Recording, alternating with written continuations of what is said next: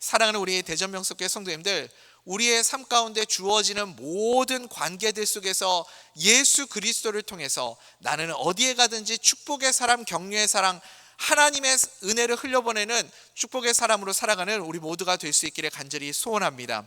에베소서 6장으로 이제 마지막 장까지 오게 되었습니다. 5장에 이제 성령 충만함을 가지고 우리가 어떤 삶을 살아가야 하는가, 이 성령의 충만함을 가지고 가정 안으로 들어가야 한다. 그것을 지난 시간에 우리가 함께 나누게 되었죠. 우리가 이 땅을 살면서 누구든지 맺게 되는, 어느 누구나 맺게 되는 기본적인 관계들이 있습니다. 그 가장 기본적인 관계들을 5장과 6장에서 우리에게 설명해 주고 있죠. 어떤 관계들이 있습니까? 부부의 관계가 있고, 부모와 자녀의 관계가 있고, 또 우리가 삶의 현장 가운데서 만나게 되는 직장이나 일터 가운데서 맺게 되는 그런 관계들이 있습니다. 이런 관계들은 아주 기본적인 관계들 아닙니까? 이 속에서 우리가 하나님이 주신 은혜와 성령의 충만함을 가지고 어떤 삶을 살아가야 하는가, 적용에 대한 말씀이죠. 그 말씀을 우리에게 전해주고 있습니다. 결국은 우리가 맺게 되는 모든 관계는 에베소서 5장 21절 말씀이죠. 뭐라고 말씀합니까? 그리스도를 경외함으로 피차 복종하라. 그리스도를 경외함으로, 피차가 뭐예요? 서로가 서로에게, 피차가 예수 그리스도의 말씀 앞에 경외하는 마음으로 복종하라. 이 말씀이 여러분 모든 관계의 종속이 됩니다. 그래서 이 말씀을 가지고 우리가 모든 관계 안으로 들어가야 되겠죠. 오늘은 부모와 자녀의 관계, 그리고 일터에서의 관계에 대한 말씀을 가지고 은혜를 나누기 원합니다. 첫 번째는 가정 안에서, 여러분 우리 가정의 주인이 누가 되시죠? 예수님이 우리 가정의 주인 되심을 믿으십니까? 그곳에 우리 가정 가운데도 하나님의 통치가 이루어지고 하나님의 나라가 이루어져야 한다. 오늘 아침에도 우리 담임 목사님이 하나님의 나라 말씀하시지 않았습니까? 하나님의 나라 개념에 대해서 오늘 설명해 주셨잖아요. 하나님의 통치가 임하는 곳. 그러니까 우리 가정이 하나님의 나라가 되려면 하나님의 통치가 임해야 되지 않겠습니까? 모든 인간 관계의 시작은 어디에서부터 시작하는가? 모든 관계의 시작은 결국은 부모와 자녀의 관계에서부터 시작합니다. 그렇죠, 여러분? 우리가 태어나는 순간 가장 처음에 맺는 관계가 뭐죠? 부모님과 자녀의 관계잖아요. 이거는 어느 누구도 여기에서 예외가 될 수가 없죠. 그래서 오늘 우리에게 주시는 첫 번째 말씀이 무엇입니까? 부모에게 순종하라입니다. 부모에게 순종하라. 우리가 잘 아는 10계명 중에 5계명이 바로 이 말씀 아닙니까? 에베소서 6장 1절 말씀 우리 한번 읽어보겠습니다. 6장 1절입니다. 시작. 자녀들아, 주 안에서 너희 부모에게 순종하라. 이것이 옳으니라. 아멘. 여러분, 옳으니라, 옳다, 이것이 무슨 뜻입니까? 당연하다, 지당하다, 이런 의미이죠. 그러니까 사도 바울도요, 여기에다가 왜 부모를 공경해야 하는지, 공경해야 하는 이유가 무엇인지 가타부타 부연 설명도 하지 않습니다. 이건 당연한 걸 가지고 뭘 얘기를 하나 하면서 당연하다, 이것이 옳다, 이렇게 말씀하고 있는 거죠. 10계명 중에 1계명부터 4계명을 우리가 소위 하나님과 나와의 관계를 위해서 주신 말씀으로 그렇게 이해합니다. 그리고 5계명부터 10계명까지가 우리가 살아가는 일상의 삶 가운데서 맺어지는 관계를 위해 하나님이 주신 말씀으로 그렇게 이해를 하죠.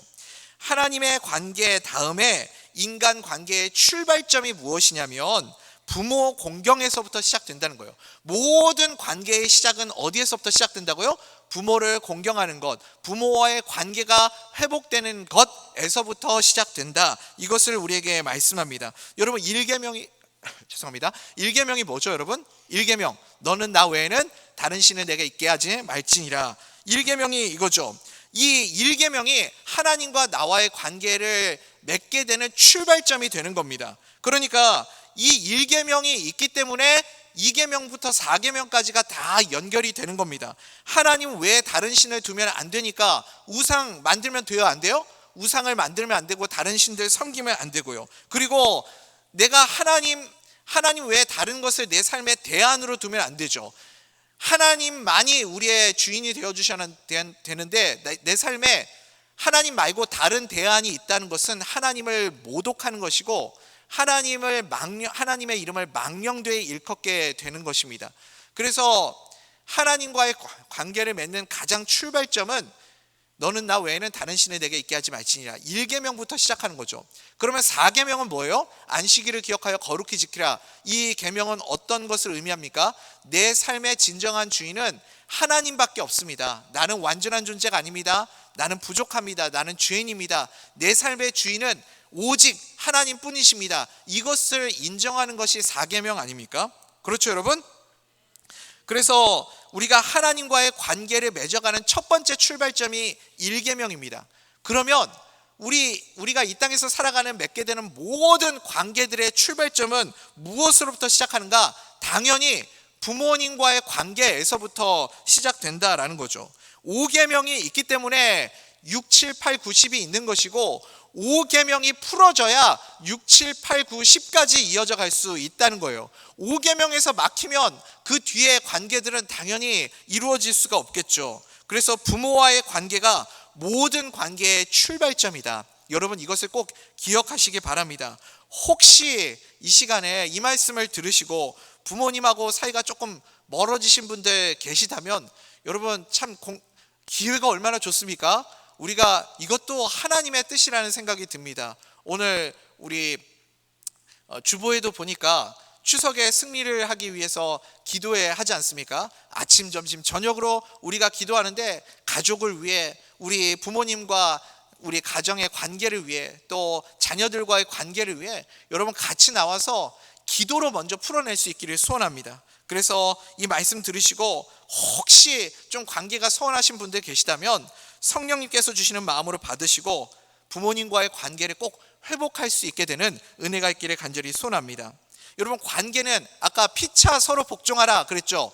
관계는 일방적인 게 아니죠. 관계라는 의미 속에 쌍방간의 의미가 있는 것 아닙니까? 그러니까 관계를 맺기 위해서는 서로가 서로에게 그렇게 노력을 해야 되는 거죠.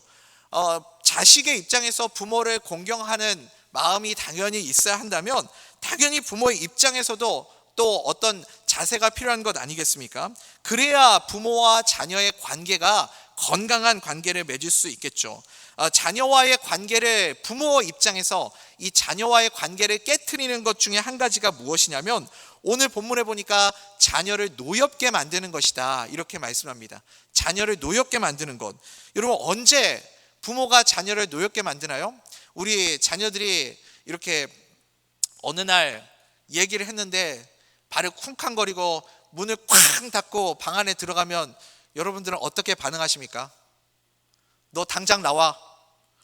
문 똑바로 안 열어! 하면서 죄송합니다 여러분 제가 너무 과몰입했죠? 그러면서 막 윽박 지르고 우리가 혼내지 않습니까? 근데 자녀의 입장에서 우리가 좀 생각을 해봐야 돼요. 지금 자녀가 할 수 있는 최대의 분노의 표현이 뭐예요? 고작 발 쿵쾅거리는 거고 문 좀 세게 닫는 거예요. 부모 입장에서요 정말 나쁜 자녀들이라면 여러분 막 막말하고 그러지 않겠습니까? 그래도 우리 자녀가 정말 착한 자녀들이라는 거예요. 부모 앞에서 내가 표현할 수 있는 엄마 아빠 내가 정말 화가 많이 났어요. 내가 정말 화가 났습니다. 이걸 최대한으로 자기 딴에는 이렇게 절제해서 표현하는 게 그 정도죠. 근데 부모가요 그거 용납을 못합니다. 부모 앞에서 자식이 감정을 드러내는 것 그거 용납을 못해요. 언제 자녀가 노여워하죠? 언제 자녀가 분노하나요? 우리가 자녀를 바라볼 때요 왜 그것을 용납 못하냐면 우리 자녀가 내 것이라고 생각하기 때문에 그렇습니다. 내 자녀인데 내 것인데 내 소유인데 네가 감히 나에게 대들어? 라고 생각하기 때문에 그런 거죠. 그러니까요 우리 부모님이 자녀들과 대화할 때 내가 하나님의 위치에 서면 안 되는 겁니다. 내가 하나님의 위치에 선다는 것은 무엇이죠? 나는 틀릴 수도 있고 나는 옳지 않고 나는 완전하지 않잖아요. 여러분 인정하십니까? 근데 아멘은 하지만 우리가 막상 자녀들 앞에 섰을 때는 엄마 말 들어. 엄마 말 들어서 잘못된 거 있어? 엄마 말은 틀림이 없어. 늘 우리가 그렇게 하나님의 위치에 서려고 하는 거죠. 그러니까 부모가 자녀 앞에 설 때 내가 하나님처럼 내 판단이 항상 옳고 나의 생각은 틀리지 않고 내가 하는 모든 말은 다 맞다라고 말할 때 자녀들은 분노하게 되는 겁니다. 그래서 자녀를 노엽게 하지 말고 대안을 주셨죠? 어떻게 하라고요? 우리 6장 4절 말씀 읽어봅시다. 시작.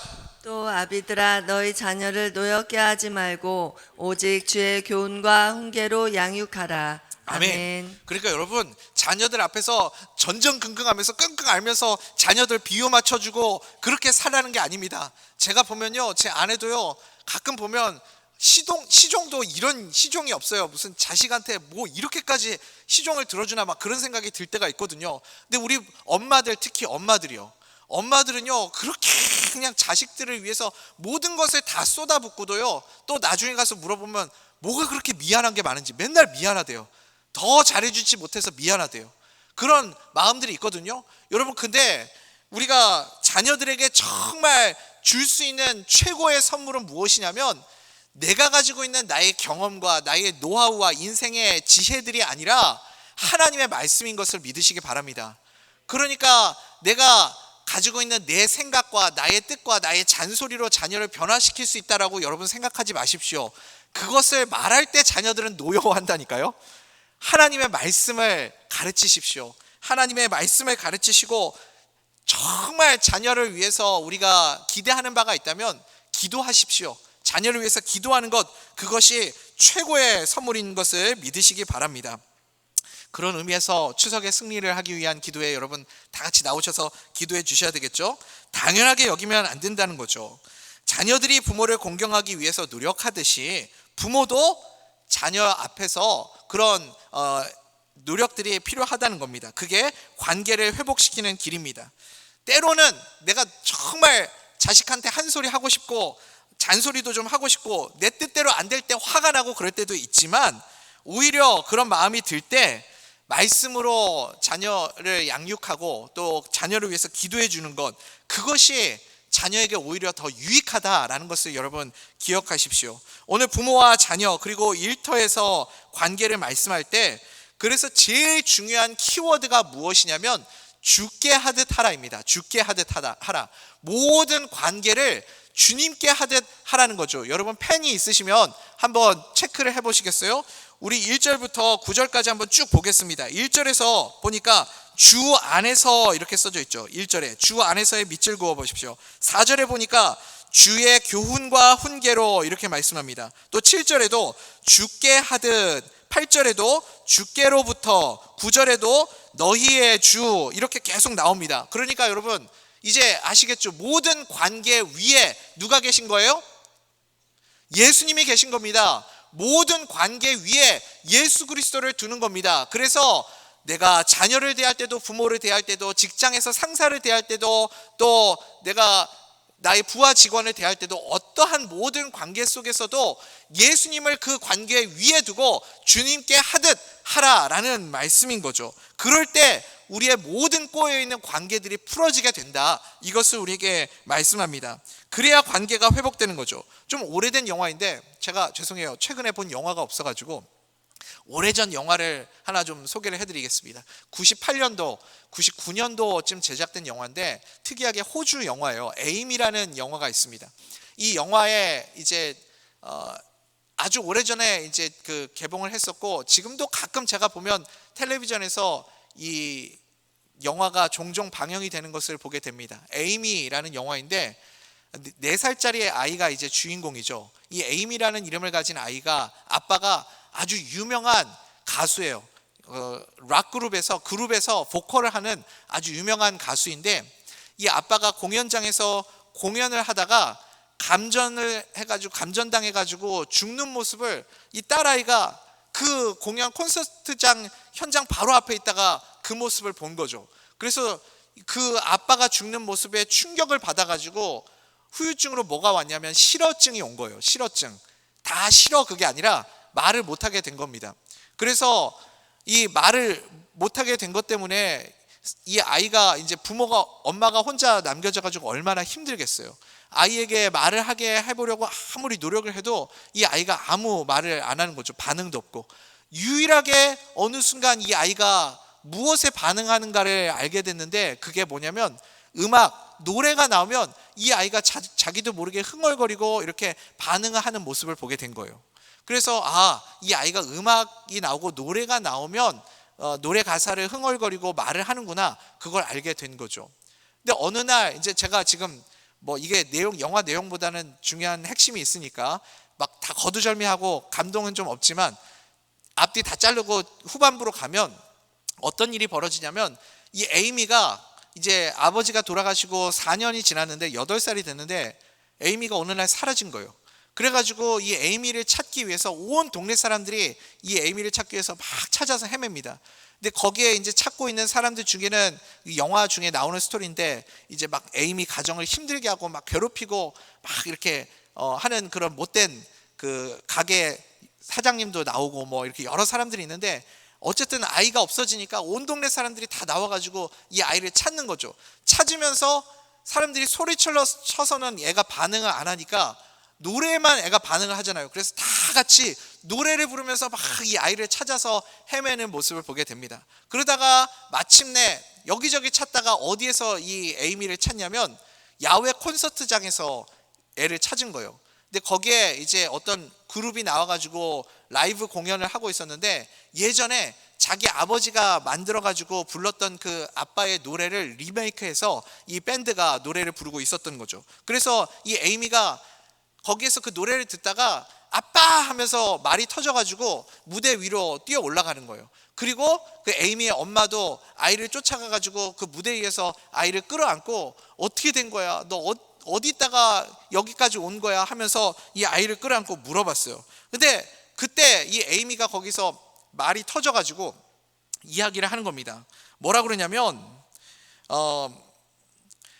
이 아이의 마음속에는 어떤 상처가 있었냐면, 자기가 아빠가 콘서트 할 때 자기가 전선을 잘못 밟아가지고 아빠가 감전이 돼가지고 돌아가셨다라고 생각을 한 거예요.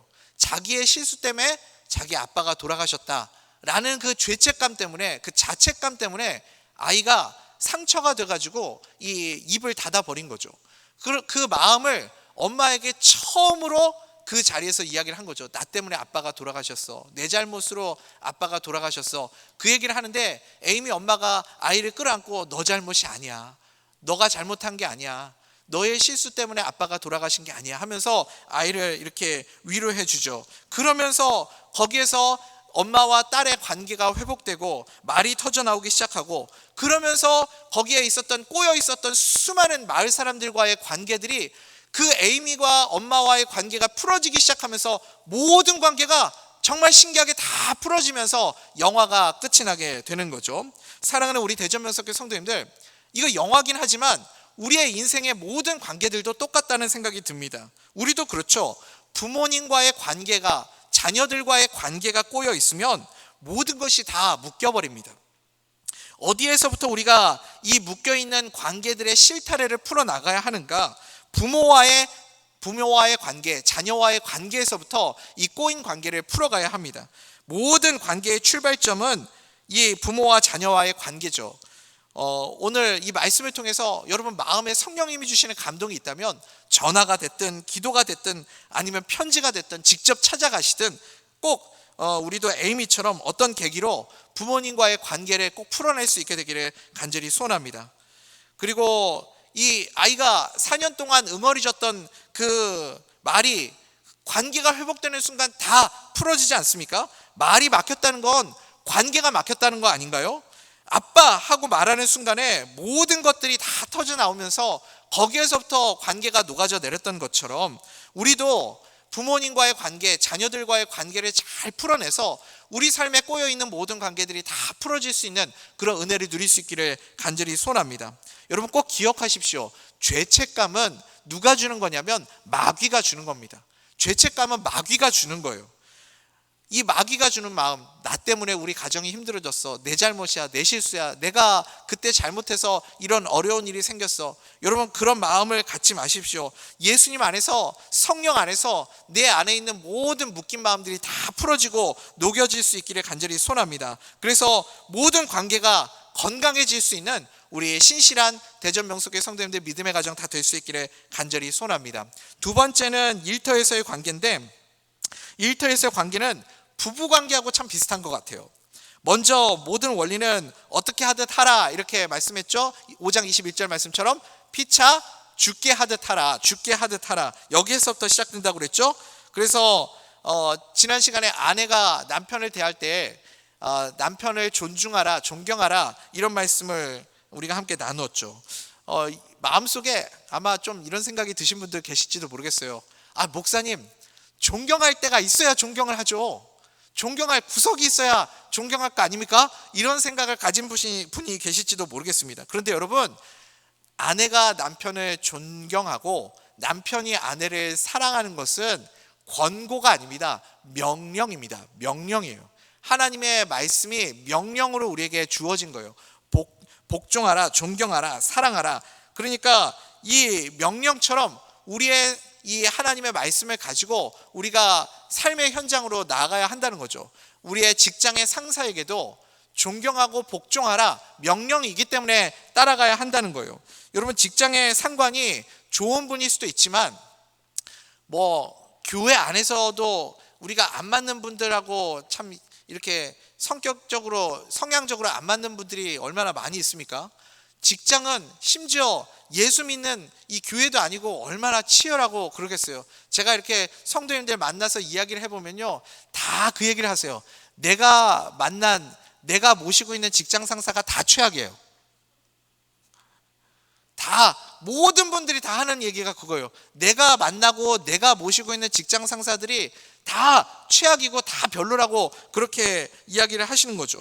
그러니까 사실은 우리가 인간적인 부분으로 존경할 만한 구석이 있어서 존경하는 것이 아니라 하나님의 명령이기 때문에 우리가 따를 수 있는 마음이 필요하다는 생각이 듭니다. 그래서 오늘 뭐라고 말씀하시냐면 하나님께서 그 모든 것을 카운팅 하신대요. 판단하신대요. 모든 판단은 주님께 맡겨드리고 이 관계를 위해서 하나님이 나에게 주신 명령이기 때문에 때로는 하나님의 말씀으로 마땅치 않아도 내가 정말 내 직장의 상사가 존경할 구석이 하나도 없는 사람 같아도 하나님의 말씀 때문에 존중해 줄 수 있는 그런 마음이 우리 가운데 있기를 간절히 소원합니다. 또 아랫사람이 윗사람에게 주께 대하듯이 하듯이 또 윗사람도 아랫사람에게 주님께 하듯이 하라는 거죠. 항상 쌍방 아닙니까?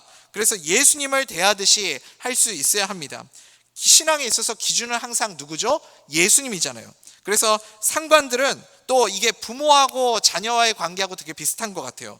부모가 자녀를 노엽게 하지 말라고 그랬잖아요. 여기서는 뭐라고 말씀하냐면 위협을 그치라. 위협을 그치라. 협박하고 윽박 지르고 이런 것 하지 말라는 거죠. 그러니까 모든 관계는 다 예수님을 대하듯이 하라. 여기에서부터 이 막혔던 관계들이 풀어지는 것을 보게 됩니다. 우리 6장 5절부터 9절까지 한번 쭉 읽어볼까요? 시작. 종들아, 두려워하고 떨며 성실한 마음으로 육체의 상전에게 순종하기를 그리스도께 하듯 하라. 눈가림만 하여 사람을 기쁘게 하는 자처럼 하지 말고 그리스도의 종들처럼 마음으로 하나님의 뜻을 행하고 기쁜 마음으로 섬기기를 주께 하듯 하고 사람들에게 하듯 하지 말라. 이는 각 사람이 무슨 선을 행하든지 종이나 자유인이나 주께로부터 그대로 받을 줄을 알미라. 상전들아, 너희도 그들에게 이와 같이 하고 위협을 그치라. 이는 그들과 너희의 상전이 하늘에 계시고 그에게는 사람을 외모로 취하는 일이 없는 줄 너희가 알미라. 아멘. 아멘. 여기서 우리의 기준은 하나님의 말씀이 돼야 되는 겁니다. 우리는요, 세상 사람들과 살아가는 방식이 다르잖아요. 그러니까 우리가 조건 때문에 이렇게 살아가는 자들이 되면 안 되겠죠. 누가 본다고 해서 사람들의 시선 때문에, 사람들의 평가 때문에, 아니면 내가 이 물질에 매여가지고 물질의 조건 때문에 그렇게 살아가는 자들이 아니라는 겁니다. 우리는 무엇을 위해서 살아가는 자들입니까? 오직 하나님의 영광을 위해서. 내가 어떤 일을 하든지, 무엇을 먹든지 마시든지 무엇을 입든지 다 하나님의 영광을 위해 하라, 그렇게 말씀하지 않습니까? 여러분, 조건에 묶이는 삶이라는 게 뭐죠? 돈 때문에 움직이고, 사람들의 평가 때문에 움직이고, 돈 준다고 하면 웃고, 사람들이 이런저런 얘기를 하면 싫지만 마지못해서 하고, 대충 누가 볼 때는 일하는 척 하다가 아무도 안 볼 때는 대충 하고, 이런 것들이 조건으로 사는 사람 아닙니까? 모든 것을 경제의 논리로만 설명되는 삶은요, 믿는 자의 삶이라고 말할 수가 없겠죠. 우리가 하는 일이 단지 밥벌이를 위해서 하는 일이 아니라 무엇을 위해서 하는 겁니까? 주님이 나에게 맡겨주신 일이기 때문에, 하나님이 나에게 맡겨주신 이 직장이, 이 일이 나에게 사명이구나. 여러분 믿으십니까? 하나님이 나에게 맡겨주신 사명이구나. 그것을 기억하고 죽게 하듯 하면 되는 겁니다. 하나님의 영광을 위해서 살아갈 수 있는 우리 모두가 될 수 있기를 간절히 소원합니다. 이 말씀 묵상하면서 저는 창세기 6장에 이 노아가 생각났어요. 우리 창세기 6장 14절 말씀인데요, 한번 읽어볼까요? 시작. 너는 고페론 나무로 너를 위하여 방주를 만들되 그 안에 칸들을 막고 역청을 그 안팎에 칠하라. 네, 6장 아멘. 4절 말씀 잠깐 띄워주세요. 우리는요 잘 알고 있죠. 노아의 사명이 무엇이었습니까? 노아의 사명은 방주를 짓는 일이었습니다. 방주를 짓는 것은 노아의 사명이자 노아의 일이었어요. 그러면 우리는 이런 생각을 하죠. 하나님께서 노아에게 너는 나를 위하여 방주를 지어라, 너는 나를 위해서, 하나님을 위해서 방주를 지어라, 이렇게 생각할 것 같죠. 제가 이 말씀을 읽으면서 신기하다 하고 밑줄을 그었던 말씀이 바로 이것입니다. 하나님께서 누구를 위해서 방주를 지으라고 말씀합니까? 누구를 위해서요? 노아 너 자신을 위해서 방주를 지으래요. 우리가 놓치는 말씀이 이거 아닙니까? 내가 하나님을 위해서 사는 거지. 근데 하나님은요, 노아야, 방주를 짓는 것이 너의 사명이야. 방주를 짓는 그 일이 너의 평생의 숙명이고 너의 일이지. 근데 그것을 너를 위해서 살아가는 거야. 너를 위해서 내가 너에게 준 사명이란다. 그러니까 누가 보든지 보지 않든지, 누가 뭐라고 하든지 안 하든지 사람들 의식하지 말고 안팎으로 역청을 열심히 치려렴. 누구를 위해서요? 너를 위해서. 너를 위해서 최선을 다해서 충실하게 너에게 맡겨준 그 일을 행할 때, 그때 비가 오고 창수가 나고 바람이 불고, 오늘 우리가 불렀던 찬송의 고백처럼 그렇게 우리의 인생에 40주 40이야 폭풍이 내리고 비가 내려도 노아의 방주가 물이 새지 않고 그 방주가 그 폭풍 속에서 살아남을 수 있었던 이유는 무엇이냐면, 노아가 사람들의 평가 의식하지 않고 사람들의 그 생각들 바라보지 않고 자기 자신을 위해서 충실하게 자기의 맡겨주신 사명을 그렇게 충실하게 행한 겁니다. 여러분 믿으십니까? 그래서 하나님이 나를 위해서 방주를 짓는 게 아니라 너를 위해서, 너 자신을 위해서 방주를 지어라, 그렇게 말씀하신 거 아닙니까? 사랑하는 우리 대전명석교 성도님들, 지금 내가 하고 있는 이 일이요, 나에게 하나님이 허락해 주신 이 일이요, 이 일을요 그냥 내가 등 떠밀려서 나는 원래 다른 일을 하고 싶었는데 내가 하고 싶었던 일은 이게 아니었는데 그렇게 생각하실 수도 있지만, 여러분 꼭 기억하십시오. 지금 내가 하고 있는 이 일이요, 노아의 방주였고 그리고 우리의 사명이라는 사실을 기억하시기 바랍니다. 하나님께서 나에게 맡겨주신 일이에요. 그러면 누구를 위해서 이 일을 해야 돼요? 나를 위해서요. 나를 위해서, 우리 가정을 위해서. 그래서 돈 때문도 아니고 사람들의 평가 때문도 아니고 누가 봐서도 아니고, 이것이 하나님이 우리 가정을 구원하시고 살리시기 위해서, 하나님의 은혜와 복을 우리에게 부어주시기 위해서 맡겨주신 사명의 자리임을 기억하시고, 누가 보든 보지 않든 최선을 다해서 살아갈 수 있는 하나님의 사람들 될 수 있기를 간절히 소원합니다. 그래서 우리 가정의 방주를 최선을 다해서 지어가는, 잘 짓고 잘 짓세, 우리 집 잘 짓세, 만세 반석 위에다가 우리 집 잘 짓세, 흔들림 없이 믿음의 굳건한 반석 위에 하나님의 집을 지어가는 우리 대전명석교회 성도님들의 믿음의 가정 다 될 수 있기를 간절히 소원합니다.